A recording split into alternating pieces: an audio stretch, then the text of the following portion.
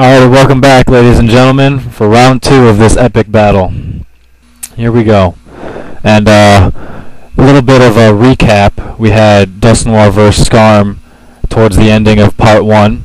Just a little refresher course. Now, neither of these guys can really accomplish a whole lot, but as I said earlier, I don't want him setting up spikes, so I've got to switch to something that can get rid of the Skarm. He switches again as well, gets a special attack boost, and I bring in my Starmie. Now, when both people switch in the same turn, almost always one of the two people switches again next turn. I mean, you kind of have to. It's kind of funny. So I bring in Bliss, as our Starmie can't take a Scarf Porygon Z. So Porygon Z can't really do anything to a Bliss either. I've already set up my Stealth Rock. He uses Aromatherapy, so there's not really a reason for me to T-Wave. So I'm probably just going to Seismic Toss him here. I don't remember what I do.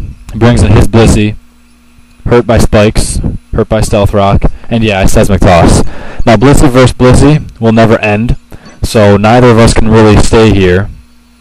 And for that reason, I'm going to withdraw to my Breloom, because I know that it's safe. I mean, it's going to be awesome. He expected that, however, and brought in his Dragonite, so that was an awesome switch on his part. I probably should have thought of that, and I didn't. So kudos to him for that one. Expecting a Fire Punch or whatever. Bring in Dusk Noir again. Gets burned, which is really going to hinder him in the long run. I could Ice Punch and kill it, or I could go for a Will-O-Wisp. Perhaps it'll switch. He switches. And this time I went for the Ice Punch, I believe. Yep, went for the Ice Punch. Didn't quite kill it because of the burn. It hurt big time. And now here, I could Ice Punch again. I could perhaps burn it, which would be kind of stupid. Or I could switch out to Blissey. That would be the smart option, but I went for the kill.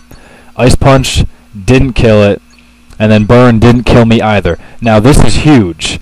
I want to keep him alive so that one time when I get into a bad situation, I can bring him in to die on purpose for a free switch in. So I need to keep him alive. That's going to be huge, similar to what I did to his Rampardos early, except this time I'm in control of it. I kept him alive for a reason, and it's going to be big for me. He's locked into Ice Beam, but doesn't really matter what he's locked into against Blissey. I Thunder Wave. Now I'm in control.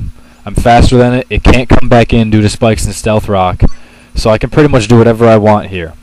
I Soft Boil, which I definitely need to, and it gets paralyzed, so that's good. Seismic Toss and finish it off. If I was him, I might have done the same thing with that I did with my Dusk Noir, giving me a free switch later to make, be safe and be sure. Dragonite comes in, takes Stealth Rock, which has been raping it the whole time. I don't want to take a Fire Punch, even though Blissey could kill it. This is where I bring in my Dusk Noir, takes the hit, and now I can bring in Game Facts. I know his Dragonite scarfs, but even with the Choice Scarf, Aerodactyl is faster if it's max speed. So I knew that I'd be able to survive on that one and finish it off, otherwise I'd be in a hell of a world of a hurt here. He brings in Skarmory, and not really anything Aerodactyl can do to Skarmory. I suppose it could Stone Edge and hope for a 2-hit KO, but with my luck I'll miss. He roars, and that's no big deal, he doesn't have Spikes up.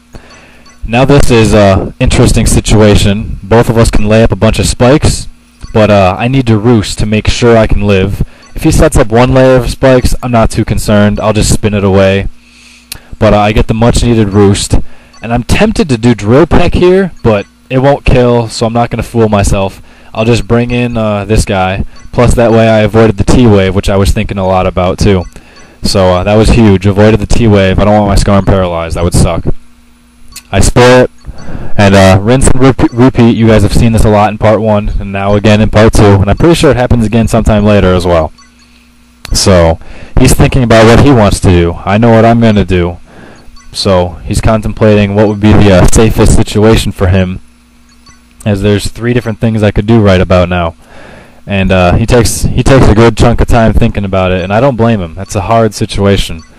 But I set up a sub to be safe on my part. I could have Egg Bomb too, or Egg Bomb, Seed Bomb, whatever. Sub kills my thing. I could Spore as well, but again, for previous mention, I didn't want to get into some Sleep Clause argument, so I just Seed Bomb it, finish it off, whatever. He's down to just Skarm Bliss left, so I could sleep it, I could Seed Bomb it, whatever. I know Seed Bomb will kill, or at least I was pretty confident Seed Bomb would kill. And by this point, there's not a whole lot left he's got going for him. He brings in Scarm, which kind of walls me a little bit in a way. Its defense is so high, and I'm not super effective against it, but I'll put it to sleep. I could set up a sub if I wanted, but I'll just focus punch. By this point, there's no reason to worry. That's his last guy. Still alive. I'll focus punch again. Still sleeping. I'd probably live a drill peck if he had it anyway. And that finishes it off. So, heck of a match as it looks there that I've got my full team, but it definitely was not that close. The difference? Rapid spin and spikes. He couldn't afford to keep switching, and I could. So over time, he just got wore down. Thanks for watching. There's going to be some more between us. They were a hell of a lot of fun, man. Good game. Take care. Watch his vids too. Peace.